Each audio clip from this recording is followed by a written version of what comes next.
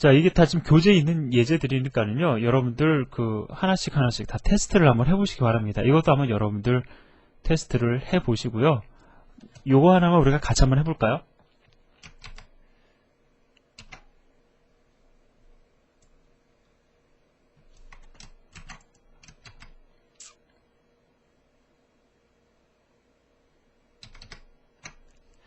자, 죄송합니다. 잠시만요.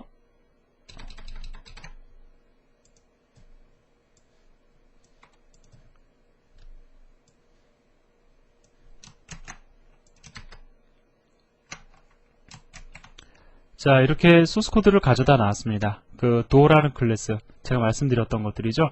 자, 지금 보니까는 프라이빗으로 선언이 되어 있는 스테이트. 자, 이거는 그냥 컴파일해서 실행을 해보면 별 무리 없이 실행이 될 겁니다. 자, 컴파일 하고요. 실행을 해보면, 자, 현재 문의 상태, 오픈이다라고 메시지를 출력해주고 있어요. 그죠? 그래서 도어 객체 생성하고 그 객체 안에 존재하는 오픈 함수 호출한 다음에 show state 함수 호출하는데, 이거 조금 복잡해 보이실 수도 있어요. 그거는 이제 여러분들이 C 언어 열심히 공부하시면, 이 사망연산자는 보면 볼수록 여러분들 눈에 익숙해지는 겁니다. 자, 이거 뭐죠? state가 open이라고 하면, state라는 변수가 open이 지니고 있는 값과 일치하면, open이라는 값을 반환하고, 이거를 반환을 하는 거고요. open이라는 문자열을 그렇지 않으면 false라고 하면 close를 갖다가 반환을 해라 라는 거죠. 그래서 출력하고자 원하는 대상을 자, 이렇게 결정짓게끔 구성을 하고 있습니다. 자, 이거는 혹 모르시면은 C 언어의 사망연산자를 한번 복습을 하시고요. 자, 그럼 이제 예제를 좀 바꿔보도록 하죠. 주석을 해제를 하면 실제로 컴파일 타임에 여기서 에러가 발생이 되는지를 확인해 보도록 하겠습니다. 프라이빗이니까 외부 접근은 허용이 안 될 거라고요. 자, 에러 발생하죠. 위치로 들어가 보면 state라는 변수의 접근은 안 된다. 한번 이거 영어 읽어보세요. 뭐라고 되어 있냐면 cannot, 할 수 없다, 액세스할 수 없다라는 거죠.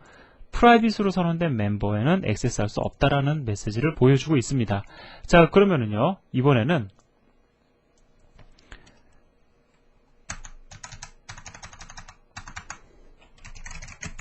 자, state라는 변수 이하 다 퍼블릭으로 선언을 해보자고요. 그럼 문제가 안 생기는지 확인을 해봅시다.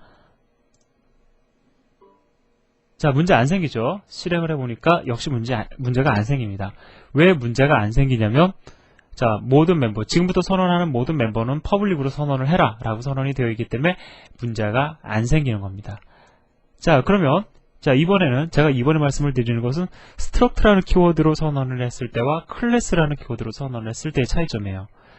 자, 이거를 아예 없애볼까요? 문제가 생기는지 안 생기는지 한번 보도록 하겠습니다.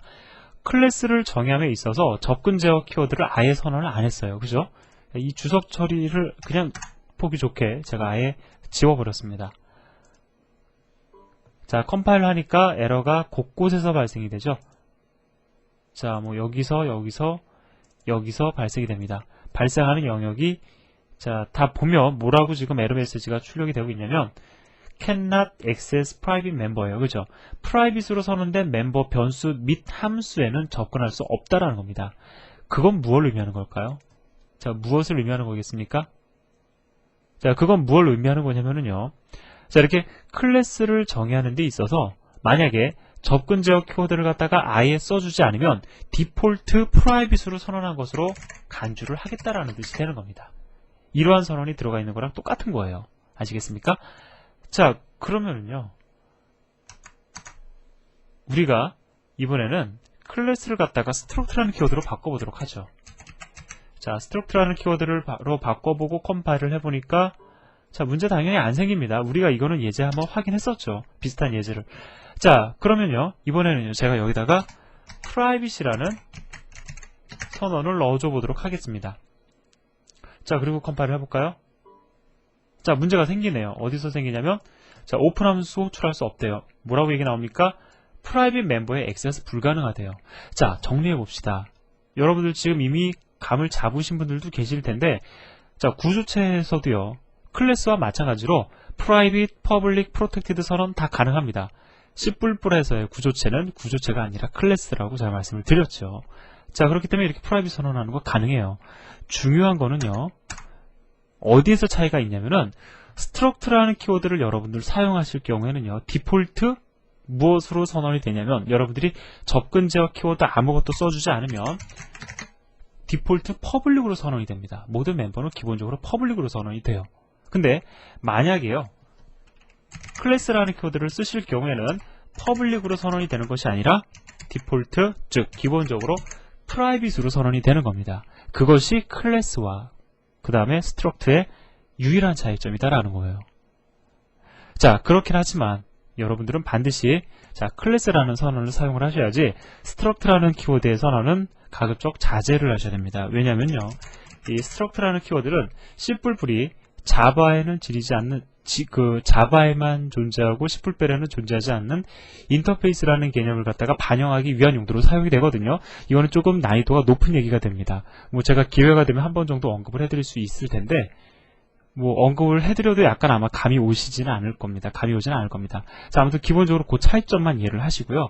앞으로는 이제 제가 여러분들에게 스트럭트라는 키워드로 클래스를 제일 처음 소개시켜드린 이유는 C에서 C++로 넘어가는 과정을 갖다 좀 부드럽게 엮기 위해서 제시를 해드린 거니까, 이제는 우리가 앞으로요, 스트럭트라는 키워드 사용하지 말고 클래스라는 키워드를 이용해서 선언을 할 것이며, 그 다음에 우리는 멤버 접근을 갖다가 적절히 접근 제어 키워드를 적절히 선언을 해 줄 겁니다. 퍼블릭이면 퍼블릭, 프라이빗이면 프라이빗. 물론 이 선언은 넣어주지 않아도 상관없죠. 없으면 제일 처음 시작할 때 무엇으로 선언을 한다고요? 간주한다고요? 프라이빗 선언이 있는 걸로 간주를 한다라는 거죠. 자, 그렇게 해서 우리가 이 예제를 통해서 몇 가지 얘기를 해봤습니다.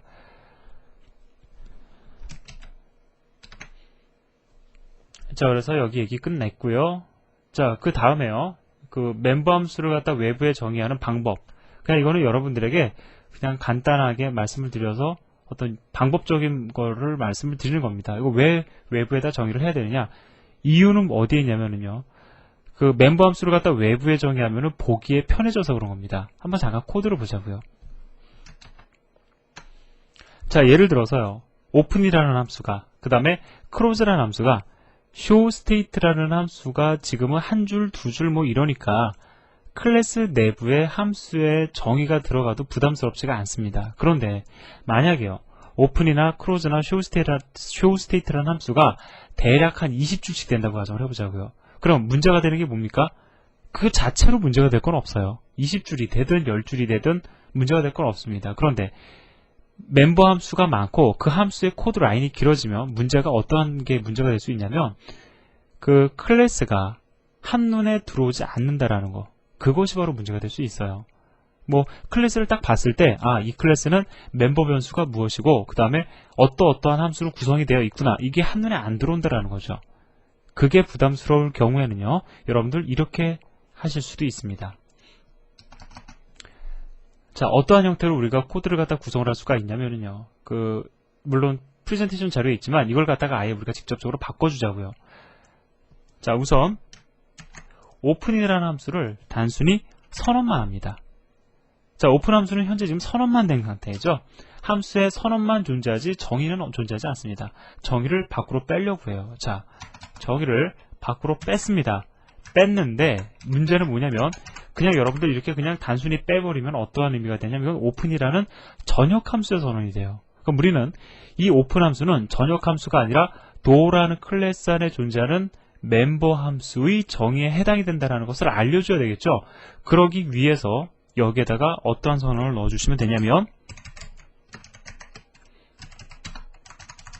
자, 이러한 선언을 넣어주시면 됩니다. 그럼 이건 어떤 의미가 되냐면요, do라는 클래스 내에 존재하는, 자, 이거 우리가 그 스코프 레졸루션 오퍼레이터라고 해서 그 네임스페이스 이야기할 때 언급했던 거죠. 다양한 용도로 사용됩니다. 자, 그래서 do라는 클래스 내에 선언되어 있는 오픈이라는 함수를 정의하는 거다라는 의미가 됩니다. 자, 따라서 이 선언에 의해서, 자, 얘는 전역 함수가 아니라 클래스 안에 존재하는 멤버 함수를 정의하는 형태가 되는 거죠. 자, 이렇게 빼내시면 되는 겁니다. 빼내는 방법 아시겠죠? 자, 그러한 형태로 다 빼보면은요,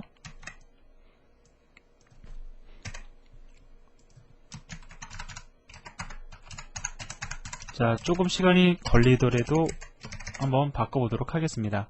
자, 또 빼냈습니다. 도라는 클래스 안에 존재하는 크루즈라는 함수의 선언만 존재하고 정의는 밖으로 빼냈습니다.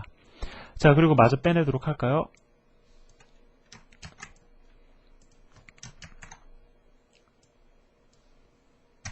자, showState라는 함수가 있는데 그 showState라는 함수의 선언만 클래스 내에 존재하고 그 다음에 정의는 이렇게 클래스 선언 외부로 빼냈습니다. 자, 이렇게 클래스 안에 존재하는 함수를 멤버 함수의 선언과 정의를 클래스 내부와 외부로 분리시킬 수 있다는 거예요. 자, 그럼 얘는요, 말 그대로 그냥 그 클래스 안에 존재하는 함수의 정의를 밖으로 빼냈을 뿐이지 클래스 외부에 해당이 되는 건 아닙니다. 무슨 얘기냐면요. 자, state라는 변수, 지금 접근하고 있는 영역이 도라는 클래스 외부이기 때문에 얘는 안 될 거다라고 생각하시면 절대 안 된다는 거예요. 지금 state라는 변수에 접근을 하고 있지만 얘는 사실 도라는 클래스의 안에 정의되어 있는 함수와 마찬가지로 당연히 접근 가능한 겁니다. 접근 불가능하지 않나요? 라고 여러분들 생각하시면 절대로 안 돼요. 내부에 존재하는 걸 단순히 밖으로 빼낸 것에 지나지 않아요. 자, 그럼 컴파일하고 실행을 해보면 자, 문제가 생기죠. 뭐냐면 요것 때문에 자, 컴파일하고 실행하시면 전혀 문제가 안 생기는 걸 알 수 있습니다. 자, 이제 무엇이 가능하냐? 함수의 정의를, 함수의 선언을 이렇게 하신 다음에 여러분이 여기다가 이것은 뭐 이러한 형태로요. 주석 처리를 통해 가지고 클래스를 갖다 한눈에 제공할 수 있습니다. 자, 그럼 누군가가 소스 코드를 분석하기를 원하는 사람이 자, 도라는 클래스 보니까 변수는 무엇이고 함수는 어떠한 것들이 있더라. 근데 각각의 함수는 어떠한 기능으로 이루어져 있더라. 한눈에 그 도라는 클래스가 눈에 들어오죠. 자, 만약에 이 사람이 오픈이라는 함수가 어떻게 정의되어 있는지를 갖다 보고 싶다라고 하면은 밑으로 내려가서 보면 될 겁니다. 자, 근데 되게 보면은요, 남이 구현해 놓은 클래스를 갖다가, 물론 이것은 그 회사적인 측면에서 말씀을 드리는 겁니다. 실무적인 측면으로 말씀을 드리면, 기존에 정의되어 있던 클래스를 가져다 쓰는 데 있어서, 그 멤버 함수의 정의 부분까지 세세하게 들여다보는 경우는 별로 많지 않습니다. 대부분의 개발자들이 기존에 존재하는 클래스들을 갖다가 재활용할 경우에 그 클래스의 함수가 무엇이 있으며 그 함수가 호출되었을 때 어떠한 기능을 제공하는지 이것을 기반으로 해서 익히고 그 클래스를 사용하길 원한다라는 거죠. 그것은 어떤 생산성하고 또 그 관계가 있는 이야기가 되는 겁니다. 그래서요, 가급적이면 그 뭐 코드 라인이 한 줄 미만으로 뭐 한 줄 내에 그 함수가 정의가 가능하다라고 하면 클래스 내에 넣어두시는 것도 나쁘진 않고요. 한두 줄 정도 되면 그보다 좀 커지면은 이렇게 분리를 시키는 것이 훨씬 더 좋습니다. 자, 그래서 다시 정리를 해드리면은요. 자, 이렇게 도라는 클래스 내에 함수의 선언만 두고 정의는 이렇게 밖으로 빼낼 수 있다라는 거죠. 이러한 형태의 선언을 통해서. 자, 요 그림 이해되시죠? 자, 그런데 여기서 그냥 끝내면은 조금 아쉬워요. 왜냐면요, 멤버 함수의 인라인화에 대해서 여러분들이 조금 아셔야 되기 때문입니다. 자, 요 예제를 가지고 제가 좀 설명을 드리도록 하죠. 우리가 오픈이라는 함수를 이렇게 클래스 내에 정의할 수도 있지만 이것을 갖다가 선언과 정의를 분리시킬 수도 있죠. 뭐 예를 들어서 클래스 내부에다가는 void open, 자, 이러한 형태로 함수의 선언만 존재를 하게끔 하고, 자, 정의를 갖다가 밖으로 빼냅니다. 어떻게 빼내죠? 자, void open은 open인데 도라는 이름의 클래스 내에 선언되어 있는 오픈 함수이다. 자, 이러한 형태로 빼낼 수가 있는 거죠. 자, 앞에서는 제가 이러한 형태로 함수를 정의하나 이렇게 선언과 정의를 갖다가 분리시키나 큰 차이가 없다라고 말씀을 드렸지만 사실은 한 가지 차이점을 지닙니다. 바로 인라인화라는 개념이 포함되는 거죠. 자, 무슨 얘기냐면 함수 인라인화. 잠깐 정리를 해보면은요, C에서는 우리가 샵define이라는 지시자를 통해 가지고 매크로 함수라는 걸 이용을 해가지고 우리가 함수를 인라인화 시켰어요. 그죠? C++에서는 inline이라는 키워드를 이용을 해가지고 함수를 갖다가 인라인화 시킵니다. 그죠? 자, 여기까지만 제가 설명드리면 이게 뭔지 여러분들 바로 떠오르실 거예요. 그죠? 뭐 앞에서도 제가 한번 언급한 거니까 여기서는 다시 더 이상은 언급을 안 하겠습니다. 자, 그러면 함수의 선언과 정의를 이렇게 분리시키지 않고 클래스 내에다가 함수를 갖다가 정의할 경우에 이것은 어떠한 의미를 지니냐면 이 오픈이라는 함수가 지금 클래스 내에 정의되어 있죠. close라는 함수도 역시 클래스 내에 정의가 되어 있죠. 자, showState라는 함수도 클래스 내에 정의가 되어 있죠. 이것은 무엇을 의미를 하느냐? 이 함수들을 갖다가 인라인화 시키라라는 의미가 되는 겁니다. 인라인화 시켜라 라는 의미가 있는 거예요. 얘는 물론 인라인화 시키라는 의미가 포함되어 있지 않죠. 함수의 선언과 정의를 분리하면 인라인화 시키라는 의미가 포함이 안 되는 겁니다. 자, 그러면 이렇게 그 함수를 갖다가 인라인화 시키기 위해서는 반드시 클래스 내부에다가 함수의 정의를 집어넣어야만 하는 거냐? 그건 아닙니다. 여러분요, 만약에 함수의 선언과 정의를 이렇게 분리시킨 다음에 내가 그 함수를 인라인화 시켜주기를 원한다라고 할 경우에는요, 여러분이 함수의 정의 앞에다가 이렇게 inline이라는 키워드를 직접 명시적으로 선언해 주시면 되는 거예요. 자, 따라서 이러한 형태의 선언에 의해서 이 코드나 완전히 같은 의미를 지니게 되는 겁니다. 그래서 같다라고 지금 이야기하고 있는 거죠. 단, 제가 지난번에도 말씀을 드렸듯이 자, C++ 컴파일러는 대부분의 C++ 컴파일러들은 최적화를 실행을 한다라고 말씀을 드렸습니다. inline이라는 키워드를 붙였다고 해서 무조건 그 함수를 inline화 시키는 것도 아니고요. 그 다음에 이렇게 클래스 내에 함수의 정의가 들어가 있다라고 해서 무조건 inline화 시키는 것도 아니라고 말씀을 드렸어요. 컴파일러가 봤을 때 저 함수는 inline화 시켜야 되겠다라고 판정을 했을 경우에만 inline화 시킨다라고 제가 말씀을 드렸죠. 뭐 그거 더불어 기억을 하시기 바랍니다. 자, 그래서 이제 멤버 함수의 외부 정의가 지니는 의미 여러분들에게 말씀을 드렸습니다. 자, 이제 마지막 얘기를 해보도록 하죠. 자, 보통은요, 우리가 지금까지 클래스의 정의, 그 다음에 그 클래스를 활용하는 메인 함수를 하나의 파일 안에다가 다 묶어버렸었는데, 이제 그렇게 그 클래스를 갖다가 프로그래밍 하지는 않고요. 보통은 이러한 형태로 프로그래밍을 합니다. 자, 예를 들어서요. 내가 do라는 클래스를 갖다가 정의하기를 원합니다. 자, 그럼 do 클래스의 선언은 do.h라는 헤더 파일에다가 넣게 되고요. do 클래스의 정의, 즉 멤버 함수의 정의는요. do.cpp라는 cpp 파일에다가 정의를 하게끔 되어 있어요. 보통 이렇게 프로그래밍을 합니다. 자, 이렇게 프로그래밍을 하는 이유는 간단하죠. 제가 아까 전에도 말씀을 드렸듯이 프로그래밍하기 좋게, 보기 좋게 하기 위한 겁니다. 누군가가 내가 do 클래스를 갖다가 보길 원해요. 그런데 do 클래스가 가지고 있는 멤버들이 무엇이고 그 기능들만 보기를 원합니다. 무엇만 보면 돼요?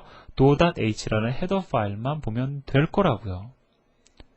자, 마찬가지로 내가 예를 들어서 그 do 클래스를 갖다가 do 클래스 안에 정의가 되어 있는 오픈 함수를 보길 원한다. 그럼 뭘 보면 되죠? do.cpp 파일을 갖다가 열어보면 될 겁니다. 자, 이러한 형태로 클래스의 선언만 제공을 함으로 인해서 한눈에 do라는 클래스의 기능을 살펴볼 수 있다라는 거죠. 자, 그래서 보면은 이렇게 보통 나누어 줍니다. 근데 나누어 줄 경우에 또 우리가 이제 신경을 써줘야 되는 부분이 있죠. 뭐냐면 그냥 무조건 나누면 되는 것이 아니라 do.h라는 헤더 파일을 반드시 include 해줘야 되겠죠. 자, 왜냐면 do라는 클래스 안에 선언되어 있는 오픈 함수의 정의입니다 라고 얘기를 했는데 do 클래스가 뭔지를 몰라요. 뭔지를 알려줘야 되겠죠. 자, 그래서 do.h 헤더 파일을 include 시켜줘야 될 겁니다. 사실 이걸 include 해야 되는 이유는 여러분들 그 C를 통해서 공부를 했어야지 되는 내용이니까 제가 여기까지만 말씀을 드릴게요. 사실 전처리기에 의해서 이거 어떻게 됩니까? 이 코드가 그냥 일로 들어가 버리는 거죠. 예, 그러면은 사실은 이거를 갖다가 하나로 묶거나 분리하나 큰 차이는 없는 겁니다. 자, 마찬가지로요. main.cpp에서는 즉 메인 함수 내에서는요. 무엇을 하려고 합니까? do라는 이름의 객체를 생성하려고 하는 거죠. do 클래스를 기반으로 d라는 이름의 객체를 생성을 하려고 하는 거죠. 자, 그러니까 do라는 클래스의 선언이 있어야 될 거라고요. 그렇기 때문에 자, do.h라는 헤더 파일을 include 해야 하는 겁니다. 자, 요 관계를요, 여러분들이 잘 기억을 해 두시고요. 책에 있는 대부분의 예제는 이렇게 나누어서 설명을 하고 있지는 않습니다. 하지만 어느 순간에 그 OOP 프로젝트는 이런 형태로 진행을 하거든요. 그러니까 여기서 제시하고 있는 이 예제를 통해서요. 이 헤더 파일의 그 포함 관계도 여러분이 더불어 확실히 이해를 하시기를 부탁을 드립니다. 자, 여기까지 해서 3장 강의를 마무리하도록 하겠습니다. 감사합니다.